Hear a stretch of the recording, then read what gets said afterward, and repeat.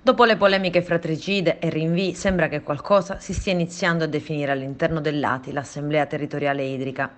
Decisiva è stata nei giorni scorsi una riunione del direttivo che ha appunto individuato alcune scadenze a brevissimo termine.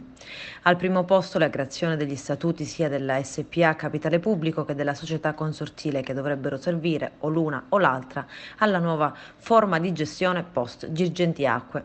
Poi si passerà al piano d'ambito e infine a quello finanziario. Agli uffici è stata indicata come data il prossimo 3 giugno per consegnare al direttivo le proposte da sottoporre a specifica valutazione.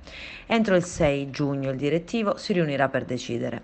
Altro nodo importantissimo tra quelli affrontati la questione annosa dei comuni ribelli o più semplicemente non consegnatari che stanno adesso chiedendo di poter sfruttare quanto previsto dall'articolo 147 del Codice Unico Ambientale per poter gestire in modo autonomo le risorse idriche e le strutture relative.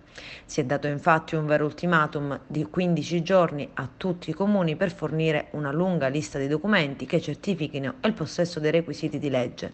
Questo potrebbe lasciar fuori quasi tutti i comuni che ne hanno fatto richiesta.